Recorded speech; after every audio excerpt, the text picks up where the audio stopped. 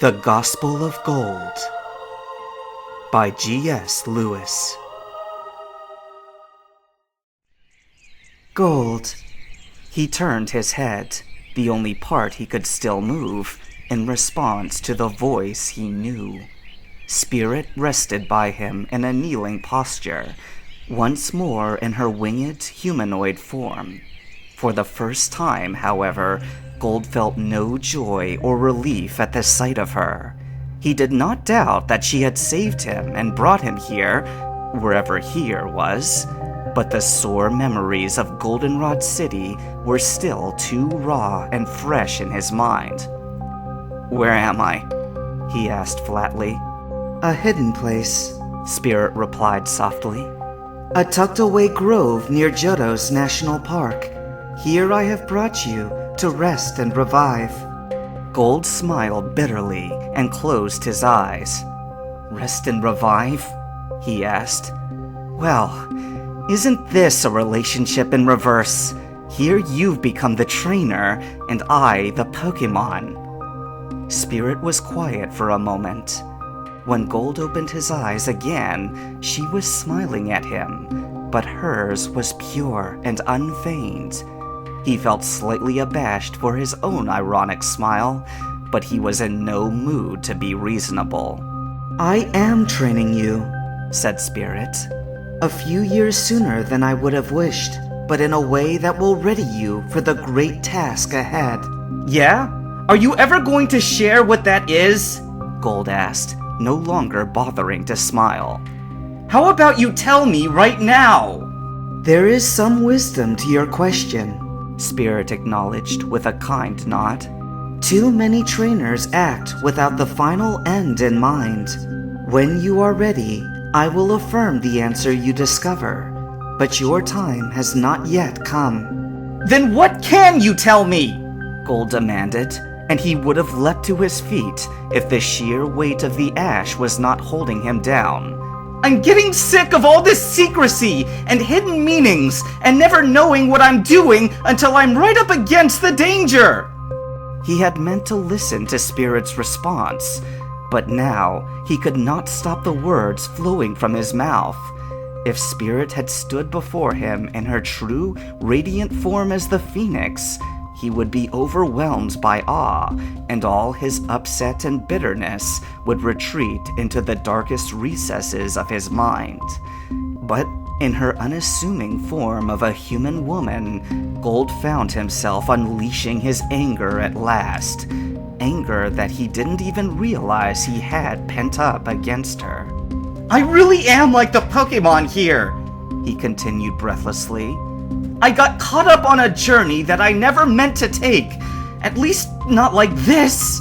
I have a certain power, but all it's done is cause people to attack me. No, I get attacked even when I'm not using it. What is this now, the third time that I've passed out under assault, only for you to bring me back? For God's sake, I'm only 13! I should be playing on a school sports team, or chatting with friends online, not seeing visions of hell, or getting constant death promises from a monster who's bent on delivering. Don't you understand?" His vision blurred over with tears, and he shook them out of his eyes, unable to use his arms. "I was really scared back there! The earthquake, and then him scraping at the walls of my mind, trying to take me by force." Gold couldn't go on. Unable to wipe his eyes, he lay weeping, still facing up at the clouds. Spirit sat by, and though she was quiet, Gold knew she was listening. After a minute, he regained enough composure to address her again. "Well, say something!" he pleaded. "Where were you when I needed you? Did you just let this happen for some reason? Did I mess up the mission or do something to deserve it?" Spirit looked upon him with pity in her eyes. "Is there an answer I could now give that you would accept?" she asked. "For though you have not deserved this suffering, still you suffered. You have been poisoned and brutalized, berated and imprisoned, exhausted and traumatized. I, who promised to be with you, I, who foresaw what would happen, did not protect you from this lot." She reached out and placed a gentle hand on his head. "Yet here you are, pressed but not crushed, struck down but not destroyed. I will help you recover, go back stronger, and meet this fallen world in the fullness of your true potential." Every word Spirit spoke was saturated with potent and personal affection for him. Yet Gold simply could not reconcile this tough love with the sweet, feminine voice that delivered it. He pulled his head away as well as he could, and Spirit hesitated, but resigned to withdraw her hand. "Don't touch me with your fake fingers," he said acidly. "I'm not your dear precious Gold. A real guardian would have looked after me. But you can't even comfort me anymore." He glared at her, looking her human body up and down with critical disdain. "Why do you use that form with me anyway? I already know how you really look, and it's not as though you speak like a human." For the first time that he had ever known her, Spirit looked truly uncomfortable. She clasped her hands together and tucked her chin, lowering her eyes to the ground. "You are right, Gold," she said. "Though I serve the god of humans, I am not one of you. With this body, I can emote with you more readily. But there is another reason I chose this particular form." Sadness filled her eyes. "Please understand, Gold. All things that ever happened were permitted. Even Silver's earthquake back in Goldenrod was done with the consent of heaven, though limits were placed upon its destructive effects. 13 years ago, when your father approached my tower crying for mercy, I was permitted to raise you to life." Spirit unclasped her hands and looked down at them. "But not your mother." Gold looked at her, uncertain of what he was hearing. "What do you mean?" "Look at me, Gold," she said, raising her arms slightly. "And behold your mother's form." "My mother?" Gold stared her in the face, inspecting her features with renewed curiosity. His gaze lingered longest on the ebony hair that flowed like silk over her shoulders, and the golden brown eyes that mirrored his own. His stomach fluttered, and from somewhere deep down, he felt a long-buried sense of yearning. He recalled the morning, about a week ago, that he had turned 13, how he had awakened to singing, and found himself in Spirit's lap, being rocked gently. Perhaps that had been her birthday present to him, some small taste of motherly love that he had never gotten the chance to experience. But as his mind returned to the present, and he remembered the horrors of the days that followed, his heart hardened. That experience had to have been an imitation, like the creature pretending to wear his mother's features. If she were alive, surely his real mother would never have put him through such hardship. "So did you think," he spat, "that showing yourself off as my mother would make me more prone to love you? To do as you say? Was it all a mental trick?" "I never sought to replace your mother," said Spirit, lowering her arms. There was hurt in her voice, and it showed on her face. "I am mother to none, but you never had the opportunity to see her, and it was within my power to grant that at least."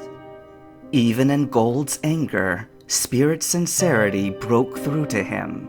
For all her wisdom, experience, and foresight, she lacked the knowledge of motherhood. She, the life-giver. It must have been a hard thing to confess, and the irony was not lost on him. She truly must have thought that, in attempting a motherly role for Gold, she was doing him a kindness. Gold allowed himself a deep breath, and let his anger subside. Her ways were not human, and lashing out further would do no good. Still, he had one last thing to say on the subject. "I understand better now," he murmured. "Silver's frustration. We both lost a mother, and when you tried to be one for him, he sent you away. Now you are here with me, and he can't stand it. It would explain why he's been trying so hard to distract me from you. Perhaps he finally got to me after all." Gold heaved a sigh. "He could have saved us all a lot of grief and just let things run their course. Can you let me out of these ashes, please?" Once more, Spirit clasped her hands together, looking very uncomfortable. "That is sacred ash," she said gravely. "It will heal you completely in time, but you must give it longer." "I don't care. I just want out now." Spirit stood motionless for a moment. Then, the wings on her back rose and beat at the air, sending Gold's bed of ash flurrying into the surrounding woods. Gold stood, slowly and stiffly, feeling aches in his joints that were beyond his years. He arched his back and shook off the remaining ash that still clung to his clothes. Around him were green bushes on every side, and tree branches which bore swollen, golden berries that resembled bells. There was only one clear opening that led out of the thicket. As he began to limp off, Spirit's voice called to him. "Where will you go now, Gold?" "Home. I've had enough." Gold shook the remaining ashes from his shoes. "You will not make it in that state," she said, no longer visible, but still sounding close as ever. "At least take a goldberry with you." "I'm not hungry," he insisted, though his stomach felt empty. "And stop trying to mother me. That ship has sailed."